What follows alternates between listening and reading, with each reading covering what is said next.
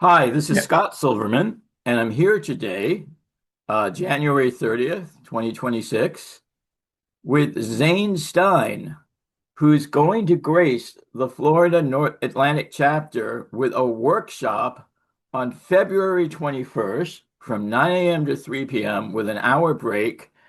And the topic of the workshop will be, well, Zane, I'm going to let you say what the topic is.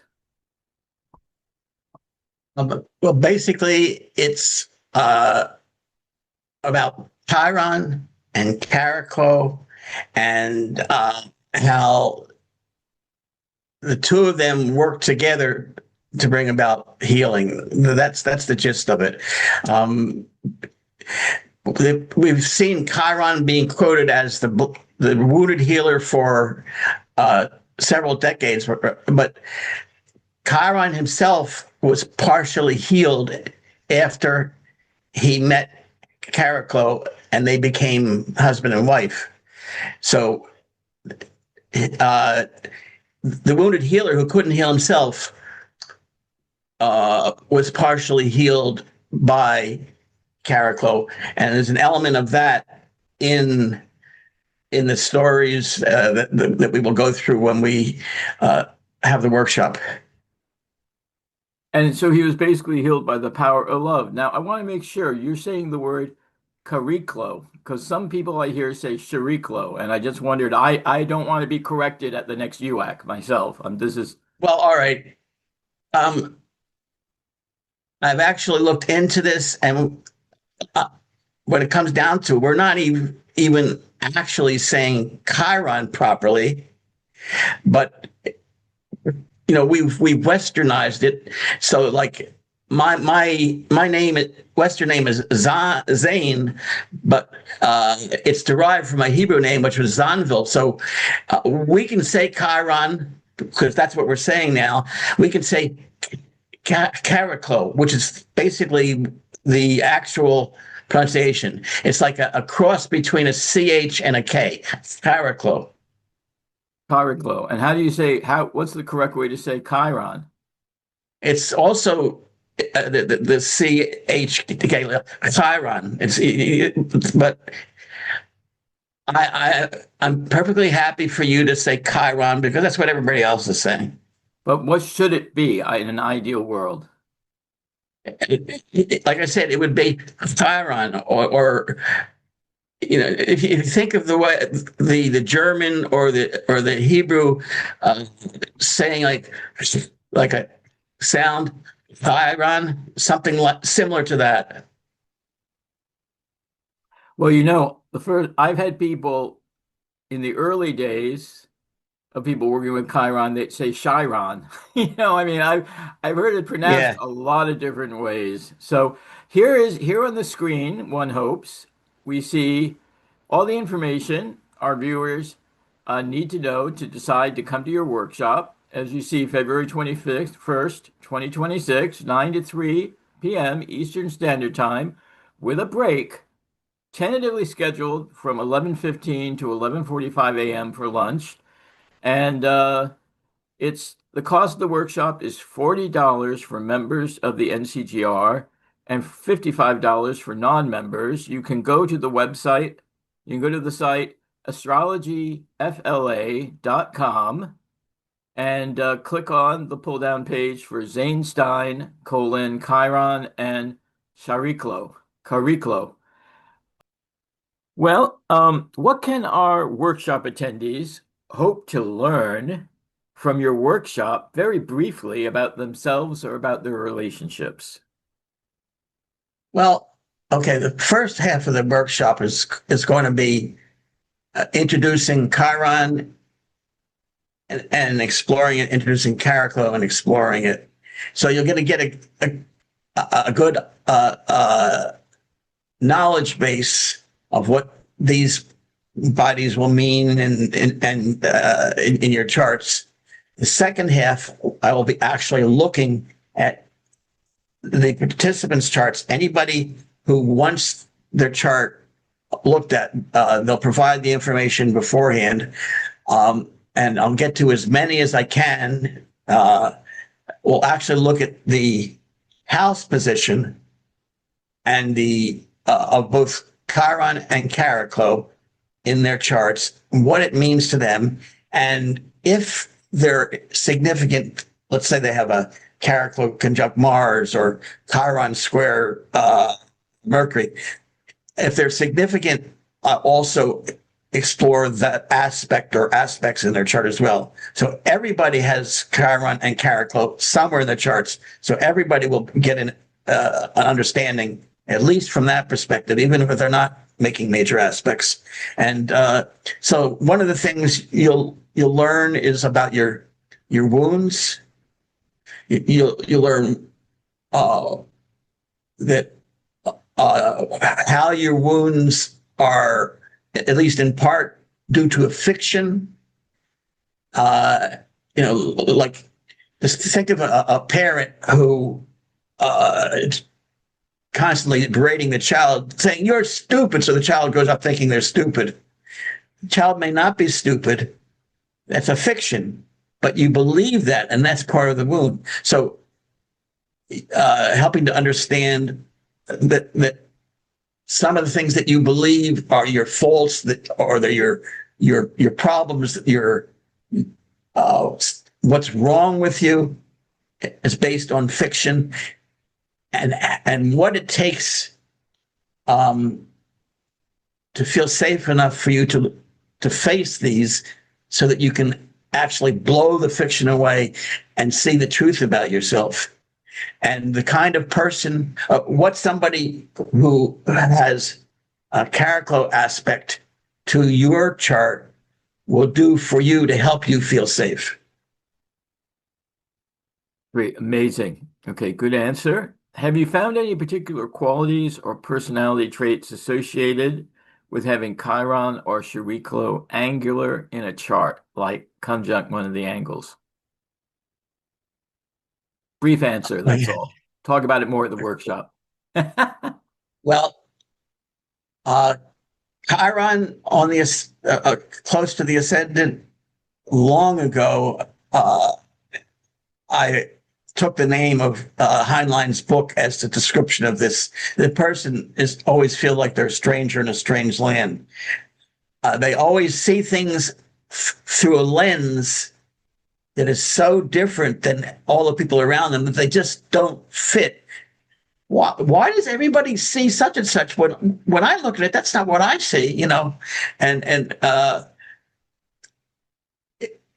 it's even to the point where I have seen some people where I can look at them. It hasn't been 100%, but I can look at somebody and say, I think you have Chiron rising, and about 75% of the time I've been right, just from their looks, their eyes. They look like they're here, but they're not here. Kind of like a changeling, sort of. Yeah. It's There's something liminal about their eyes. Is there something otherworldly? Yeah. Okay. Yeah, it's another way to look at it is, in some ways, they're like visitors to this plane rather than actually, a full-fledged member. I remember that play by Gore Vidal, Visit to a Small Planet or something, right? Yeah. Chariklo, angular, especially conjunct the ascendant, but angular. This is a person who, just by being themselves, can make the people around them feel relaxed enough to open up to be themselves. It's a great thing for a therapist who's in the business to really want to help people. They're good listeners because they encourage the people to speak, and the people know that they're actually being listened to.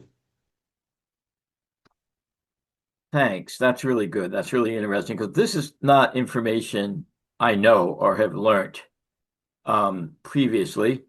Now, if I had either an afflicted Chariklo or Chiron in my chart, how might that manifest on a very general level, if there even is such a thing as an afflicted or beleaguered Chiron or Chariklo in a birth chart? All right. Um, One of the most intriguing things in the early days of studying Chiron I discovered is that quite often in the trine of Chiron, things were not that happy.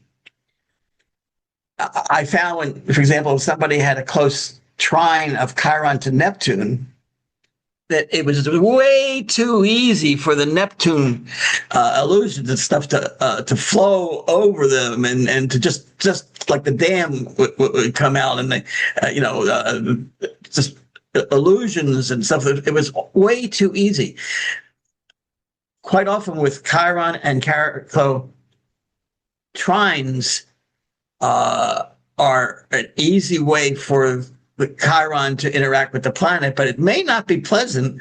It may not be something you really want to happen because it's just there are no stop gaps. That if the dam comes down, the water is going to wash over you, and there's not a damn thing you can do about it. It's a trine. It's a flowing. The squares. I've never seen squares as being a negative. My first clue that they were negative long before Chiron discovered was somebody gave me a research project where squares were very heavily represented in the charts of self-made millionaires. Okay. And the idea is that you have obstacles, you don't shy away from trying to overcome them. So Chiron and square is like the same thing, except it's amplified in that you feel pushed to try to overcome the obstacle. Chiron will not let you just sit on your laurels. It's you've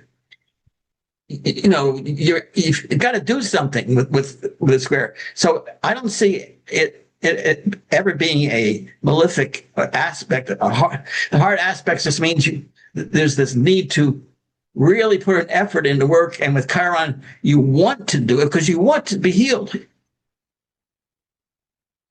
Okay, thanks. That answers that. Now, here's something you may never have been asked by anyone, but what about Chiron and Chariklo in the mundane charts of nations? What could we deduce about the national character of a country or a company, as in a corporation, that say has Chariklo rising or Chiron on the MC, or is this research still waiting to be investigated?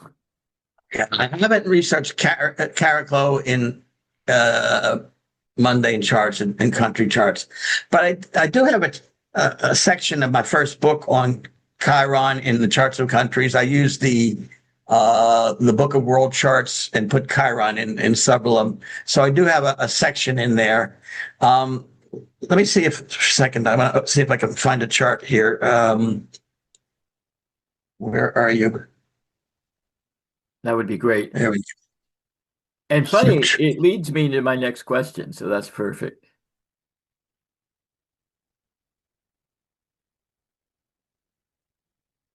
There we go. Do you need me to help let you share the screen? Yeah, so as soon as I get the chart, I'll Yes. tell you.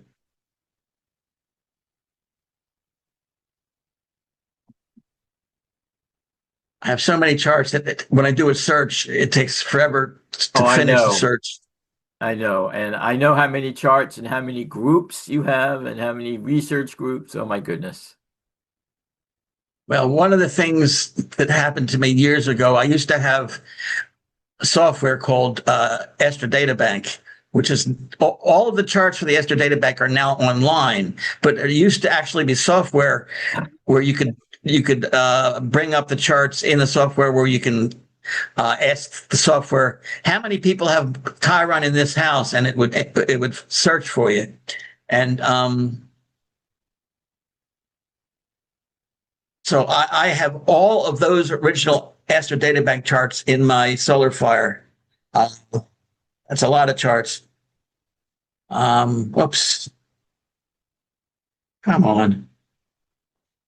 Here we go.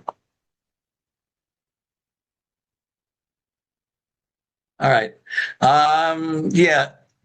See if you can share this. I want to share the screen.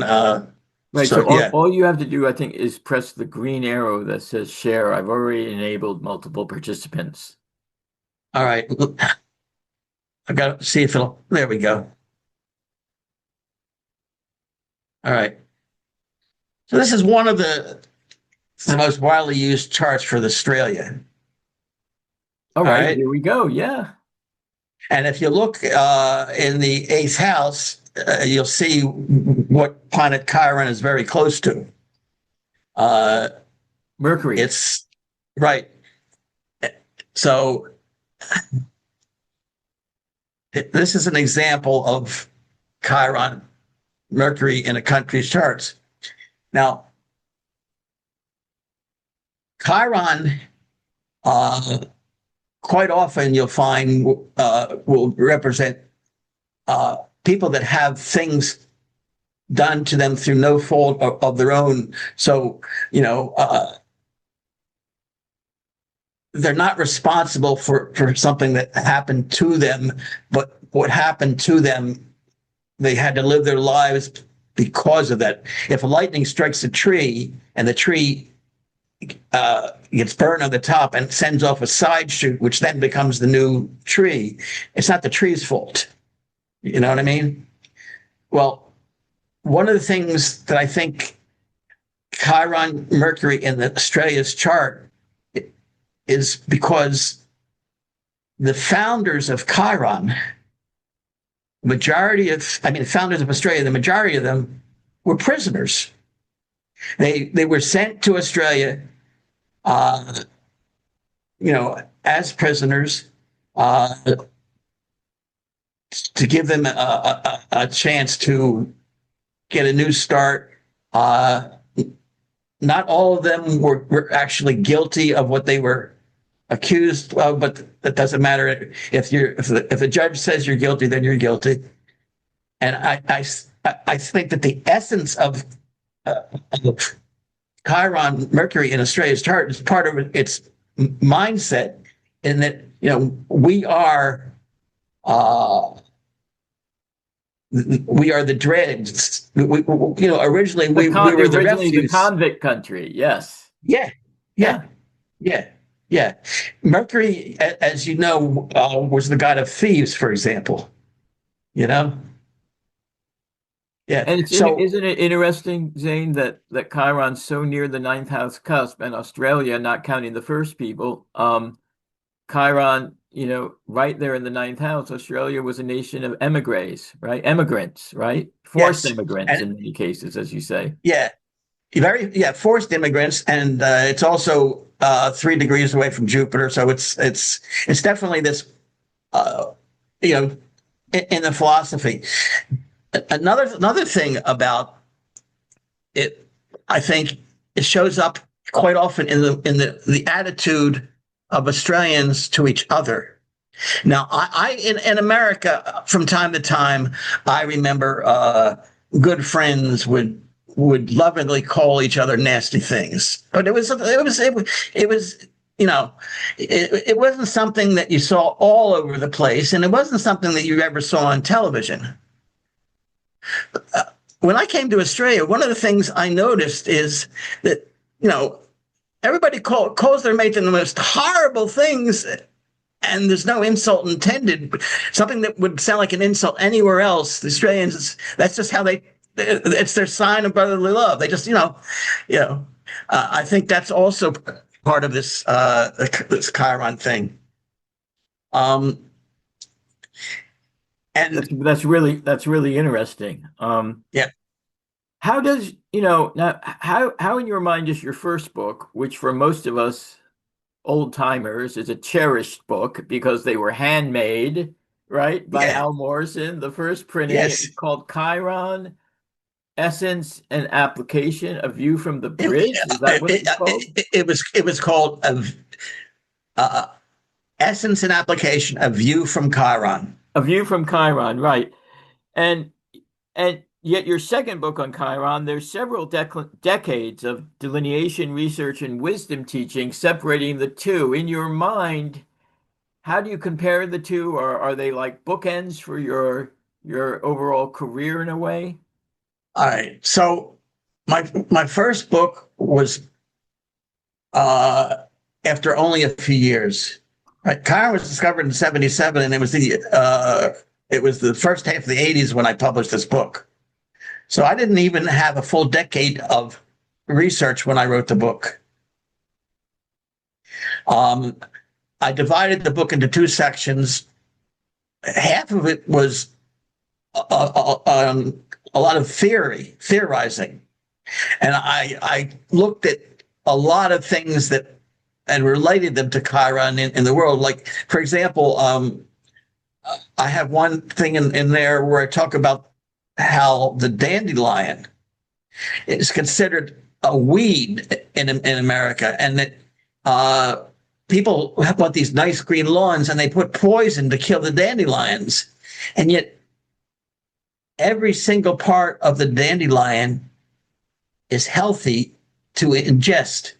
It's at a high concentration of things like vitamin C. The flowers are edible. The leaves are edible. The roots are edible. You can make a coffee substitute by roasting the roots. So I talked about how this is, in some ways, this is like this. You have to think outside of the box and look at dandelions in a new way. And this is a Chiron thing. So a lot of the first half is my personal theorizing based on the research, and the second half is the astrology based on my findings and other people's. My book that came out in 2022, I think, called Chiron Healer. Again, just in case people haven't heard of it. It's called Chiron Healer and Homemaker. And you can get, I bought my copy on Amazon, so I know it's out there. Yes, and Amazon is my publisher. Only because I didn't know anybody in publishing, and I understood that most astrology books, the authors don't make a lot of money, so I figured I might as well get as much as I can out of it. Amazon takes a percentage and gives me the rest, But that book is based on everything that I have pretty much learned in the past 40 some years. So it's starts off building on the foundation of the first book. There are things in the first book that I have since changed my mind about. For example, one time I thought Chiron might rule Libra. I even had some language. What's the study of language? I can't remember. Entomology. I even had some exploration into certain words. Like, for example, there's a word called zugon, which means a link or a binding, and it's from where the zygote comes from. That word, and I even showed Chiron's possible connection between that and that connection with Libra, which. In some cultures, Libra was called the equivalent of the linking, the zygon. But I don't believe Chiron rules Libra anymore. I have an entirely different perspective on Chiron as ruling now. So, well, I guess we have all these dwarf planets now too. So, in terms of for a while, there were people trying to come up with rulership systems that even before we learned Trans-Pluto was an astronomical artifact, you had people trying to put both Chiron and Trans-Pluto into the rulership system. So, yeah. Well, could you stop sharing, Zane? If you'd stop sharing, I'll pull something up. And yeah, I did want to mention one thing about the rulerships, and this goes back to something that I got from Joyce Mason, since you mentioned her, right?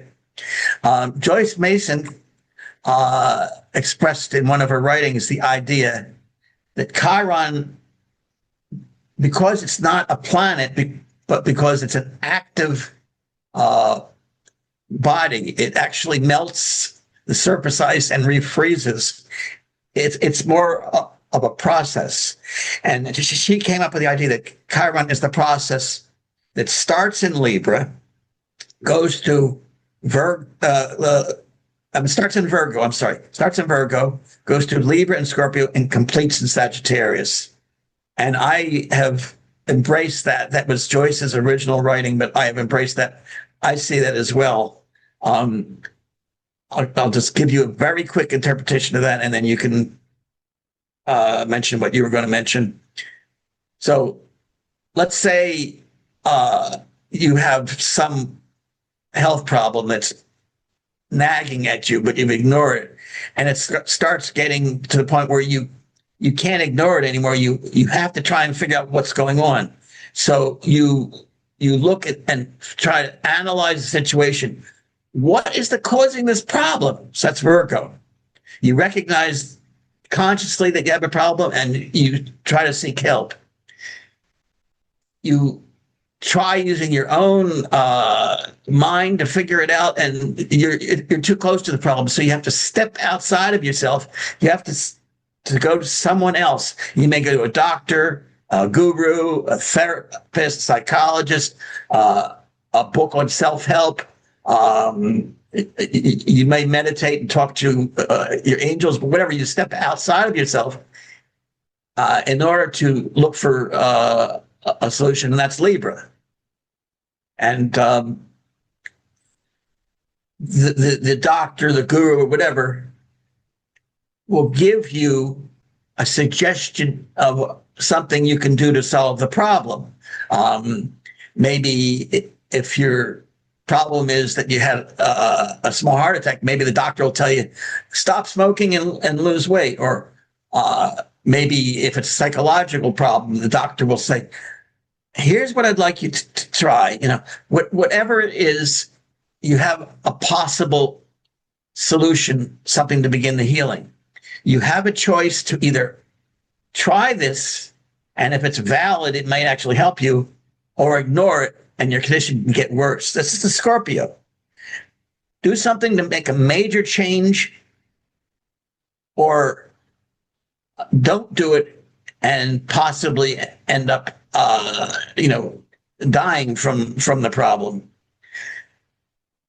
If you follow the regimen, whatever it was, and it was the correct one for healing the issue, you now see the world through a larger perspective, and you can then help others who are where you have been, and you can share your knowledge. And this is the Sagittarius. That's when you become the teacher of what you have learned.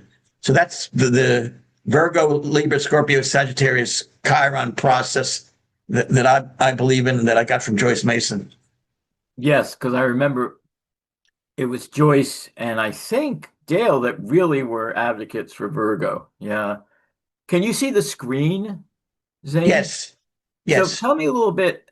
I know Al Morrison helped to design the glyph for Chiron, and we really see it was really very much. Okay. No. He didn't.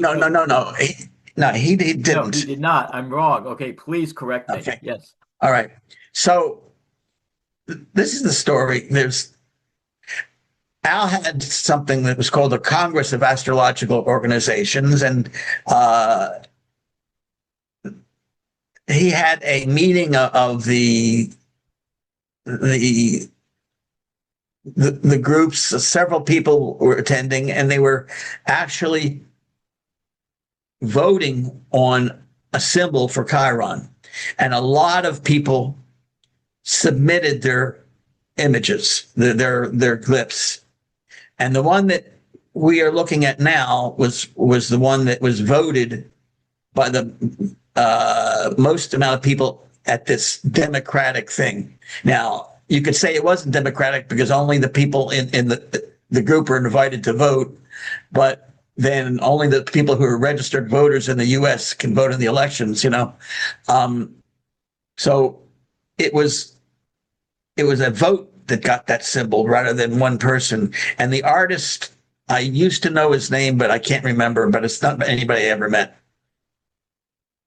I mean, it really is the perfect symbol, I think, for Chiron because the whole thing about the key but I had forgotten how wonderfully complementary the Chariklo symbol is to the original Chiron symbol. And there are other symbols people use for Chariklo, by the way, but this is the one I like. Yeah, yeah, yeah. There's even originally when this symbol for Chiron was voted on, there was another symbol that was promoted by a Canadian astrologer, Malcolm Dean. He was promoting it, but it looked like an old cattle brand, and it was not that popular. I don't know the exact year that the symbol for Chariklo came out, but it was many years because it was not till 1992 that Pholas was discovered, and Chariklo was after that. You know, no. Let a couple of just wrap up questions. Okay, what new things are you working on these days? Well, I'm working on a lot of the bodies that are out past Pluto. I've got a talk I'm preparing on three bodies that were named after not ancient mythology, but beings in mythology of 20th century writers. Really? Yes. There's one body called Borasisi that was named after a god in the mythology of Kurt Vonnegut's book, where he talks about this. What is it? He talks about this character named Bokanon who makes up a religion based on lies, and Borasisi is the god of the sun. And so that's one of the bodies. Then there's two other bodies. There's Mani and Valdar, if I remember correctly, and these are a god and goddess in the works of Tolkien. And there are So actual dwarf planets named after these yes, fictional gods. I'm yeah. out of the So loop. so Uh-oh. so they were the only difference between these and the ones named after ancient mythologies is the time factor, because the ancient mythologies came from the human minds drawing on the collective unconscious. These came from the 20th century, but they're still relevant. And so I'm going to be giving a talk for my local group on these three bodies at some point. And the other thing I'm working on is I'm doing a lot of work on Halley's Comet. Now, Halley's Comet last was seen in 1986, and I may not be alive 76 years after that. None of us may but be, right? but Halley's Comet exists in your chart, even if it's not visible in the sky, and you can put it in your chart. You can select it as an option with the Astro.com. If you know how to do it, you can add it to Solar Fire. I'm trying to get the people that program Astro Gold for Mac to add Halley's Comet to that. And I'm doing a lot of research, and I'm finding that is really significant, especially the Halley's Mars conjunctions. So that's another thing I'm working on. That sounds truly fascinating. I hope you'll let me know when that work is published. You did write a great essay for the Geocosmic Journal on Eris. And is Eris something you must have in your chart now, or is it still sort of an occasional add-on? No, well, I tend to put Chiron and Eris in every chart that I look at. It's you ever hear somebody say, once you see something, you can't unsee it. Yep. Yeah. Yep. Yeah. So my ex-wife, who is now one of my dear friends, and I help her with her her business she has, which is called the Astrology Collective.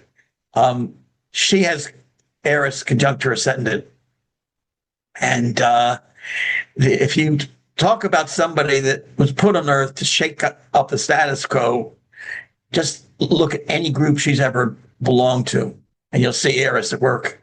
That sounds like Eris. Yep. Yep. Yeah. I hope we'll see you all at Zane's workshop on February 21st. I've posted the information several places during this interview.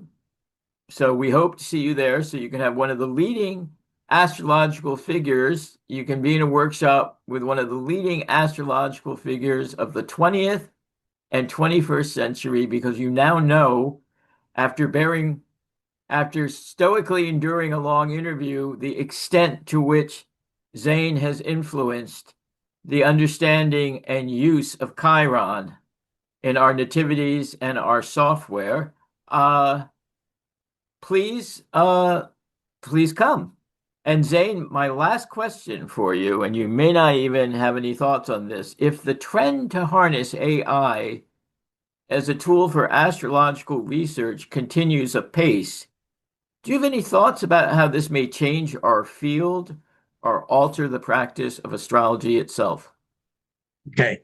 So my feeling about AI is the same thing I felt about computers and astrology. It's a tool. And if used as a tool, it's a great asset to this astrology.